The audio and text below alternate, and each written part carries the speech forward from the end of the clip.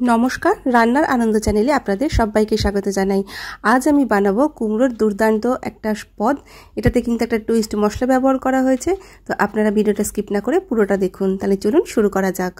সবার প্রথমে আমি এখানে নিয়ে নিয়েছি কুমড়ো। তো দেখুন কুমড়োর পরিমাণটা কিন্তু একটু বেশি পরিমাণে নিয়েছি আমি। তো এবার কুমড়োর ওপরের দিকটা একটু বাদ দিয়ে নেব।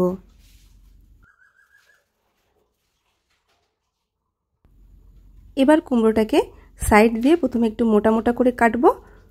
দেখুন আমি কিন্তু কুমড়োর খোসাটা একেবারেই বাদ দিইনি, কারণ কুমড়ো খুব তাড়াতাড়ি গলে যায়, আর কুমড়োর খোসাটা বাদ দিলে একদম গলে যায়, কুমড়োগুলো মুখে পড়ে না। সেই জন্য এটাকে খোসা শুদ্ধই আমি রান্না করেছি। তো খোসা শুদ্ধ দেখুন আমি এই কুমড়োগুলোকে মোটা মোটা করে কেটে নিচ্ছি। তো পুরো কুমড়োটাকে দেখুন আমি এরকম মোটা মোটা করে কেটে নিয়েছি খোসা শুদ্ধ। এবার এগুলোকে খুব ভালো করে জলের মধ্যে ধুয়ে নেব। অবশ্যই বড় বড় টুকরো করে আর মোটা মোটা টুকরো করে কেটে নেবেন সমস্ত কুমড়োগুলোকে। এবারে একটা কড়াইয়ের মধ্যে দিয়ে দিচ্ছি সর্ষের তেল। এই রান্নাটা সর্ষের তেল দিয়ে করবেন, তাহলে কিন্তু খেতে ভালো হবে। তো বড় 1 চামচ সর্ষের তেল দিয়ে দিলাম। তেলটাকে খুব ভালো করে একটু গরম করে নিচ্ছি। গরম করে নিয়ে এর মধ্যে দিয়ে দেবো ফোড়নে একটা শুকনো লঙ্কা, দিয়ে দিচ্ছি একটা তেজপাতা, সাথে দিয়ে দিচ্ছি 1 ইঞ্চি মতো একটা দালচিনির টুকরো, একটা এলাচ। এবার এটাকে তেলের মধ্যে হালকা একটুখানি ভেজে নেব, যাতে একটা সুন্দর গন্ধ আসে। এবারে এর মধ্যে দিয়ে দেবো 1 চামচ মৌরি। এই মৌরিটা তেলের মধ্যে দিয়ে হালকা আঁচে একদম একটুখানি ভেজে নেব, যাতে সুন্দর একটা গন্ধ বেরোয়। তো মৌরিটা তেলে দিয়ে দেখবেন ভীষণই সুন্দর একটা গন্ধ বেরোবে। এবার কুমড়োগুলোকে এর মধ্যে দিয়ে দিলাম। দিয়ে দিচ্ছি পরিমাণ মতো একটুখানি হলুদ আর নুন। কুমড়োর এই রান্নাটা যদি আপনাদের ভালো লেগে থাকে, তাহলে চ্যানেলটা সাবস্ক্রাইব করার অনুরোধ রইল আপনাদের কাছে। আর পাশে থাকা বেল বাটনটা অবশ্যই প্রেস করে দেবেন, যাতে সবার আগে নোটিফিকেশান পেতে পারেন। আমি কিন্তু খুব সাধারণ রান্নাই দেখাই, যার স্বাদ হবে কিন্তু দুর্দান্ত, একদম বাড়ির ঘরোয়া পদ্ধতিতে। তো অবশ্যই ভালো লাগলে চ্যানেলটা সাবস্ক্রাইব করে নেবেন। তো আমি নুন হলুদ দিয়ে এটাকে ঢাকা দিয়ে দিলাম 2 মিনিটের জন্য। 2 মিনিট পর কুমড়োগুলোকে আবারও নেড়ে চেড়ে একটু ভাজা ভাজা করে নেব। এই ভাজা ভাজা কিন্তু করাটা খুব প্রয়োজন কুমড়োগুলোকে, সেই জন্য ঢাকা দিয়ে দিয়ে মাঝারি আছে কুমড়োগুলোকে অর্ধেক সিদ্ধ করার মতো কিন্তু ভেজে ভেজে নিতে হবে। তো দেখুন আমি 2 বার ঢাকনা খুলে উল্টিয়ে পাল্টিয়ে কুমড়োগুলোকে ভেজে নিয়েছি, আর কুমড়োগুলো কিন্তু অর্ধেক গলেও গেছে।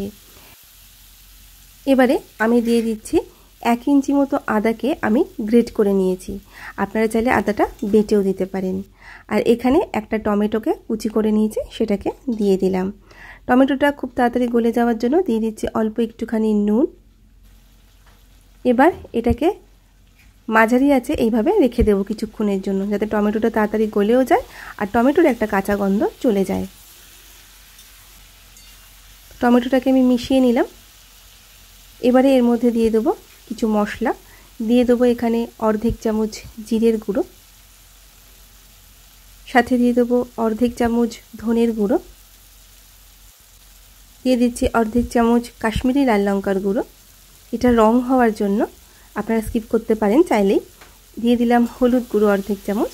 এবারে খুব ভালো করে মিশিয়ে নেব। খুব ভালো করে মশলাগুলোকে মিশিয়ে নিতে হবে। এবারে মিশিয়ে নিয়ে এটাকে ঢাকা দিয়ে দেবো, আর 2 মিনিট মাঝারি আছে আবারও হতে দেব।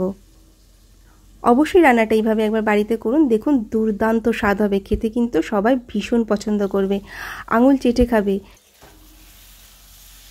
তো 2 মিনিট পর আমি আবার একটু নাড়াচাড়া করে নিচ্ছি। এবারে এর মধ্যে দিয়ে দেব পরিমাণ মতো জল। খুব বেশি জল দেব না, কারণ কুমড়ো কিন্তু একদম গলেও গেছে। দিয়ে দিলাম অর্ধেক কাপ মতো জল, আর দিয়ে দিচ্ছি পরিমাণ মতো নুন। একদমই জল বেশি দেবেন না, কারণ কুমড়ো কিন্তু বেশি জল জল হয়ে গেলে একদম ভালো লাগে না। দিয়ে দিলাম 1 চামচ চিনি, কারণ কুমড়ো একটু মিষ্টি মিষ্টি ভালো লাগে খেতে, সেই জন্য দিয়ে দিলাম 1 চামচ চিনি। তো চিনির পরিমাণটাও আপনারা বুঝে দেবেন আপনাদের পছন্দ মতো। দিয়ে খুব ভালো করে নাড়িয়ে চাড়িয়ে দিলাম। এবার ওপর থেকে দিয়ে দিচ্ছি 2টো কাঁচা লঙ্কা। এবারে এটাকে ঢাকা দিয়ে দেবো, আর যতক্ষণ না পুরোপুরি এটাকে হয়ে যাচ্ছে রান্না কুমড়োটা, ততক্ষণ এটাকে হতে দেব। ততক্ষণ সেই টুইস্ট মশলাটা তৈরি করে নিই। এর জন্য নিয়ে নিচ্ছি একটা তড়কা প্যান। তার মধ্যে দিয়ে দিলাম 1 চামচ মৌরি, দিয়ে দিচ্ছি 2 চামচ পোস্ত, আর সাথে দিয়ে দিচ্ছি 1 চামচ কসুরি মেথি। এবার এটাকে একদম কম আঁচে হালকা করে ভেজে নিতে হবে, খুব বেশি ভাজবেন না, একদমই যাতে পুড়ে না যায়, পুড়ে গেলে কিন্তু এর গন্ধটা একেবারেই চলে যাবে। যাতে একদম হালকা আছে, হালকা হালকা একটা রং আসে সেই রকম। দেখুন একটা হালকা কিন্তু মৌরির রং চলে এসছে। এবার এটাকে গুঁড়ো করে নেব। এদিকে দেখুন এটা রান্নাও হয়ে গেছে, একদম গলে গেছে কুমড়োগুলো। আর এইরকম ঝোল ঝোল নামাবো, এটা কিন্তু একটু ঠান্ডা হয়ে গেলে আবারও কিন্তু গামাখা গামাখা হয়ে যাবে। তো এবারে এর ওপরে এই মশলাটা দিয়ে দেবো, গুঁড়ো করা মশলাটা দিয়ে খুব ভালো করে নাড়িয়ে চাড়িয়ে নেব। নিরামিষের দিনে লুচি পরোটার সাথে তো দুর্দান্ত লাগে। আমি বলবো লুচি বা পরোটা হলে অবশ্যই এটাই রান্না করুন। ওপর থেকে খুব সামান্য গরম মশলা দিয়ে দিলাম।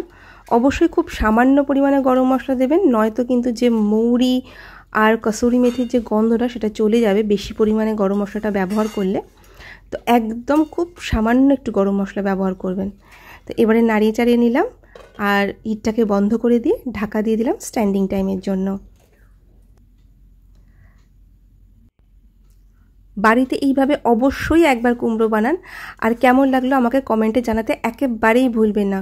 যদি খারাপ হয় সেটাও আমাকে জানান, আর যদি ভালো লাগে তাহলে তো একটা মিষ্টি কমেন্ট আপনাদের করতেই হবে। আর যদি ভালো লেগে থাকে প্লিজ চ্যানেলটা সাবস্ক্রাইব করে নেবেন। এটাকে কিন্তু আমরা রুটির সাথে খেয়েছিলাম, দুর্দান্ত লেগেছে। এটাকে আপনার লুচি, পরোটা, ভাত যে কোনো কিছুর সাথে খেতে পারেন। সকলকে ধন্যবাদ আমার এই রান্নাটা পুরো দেখার জন্য।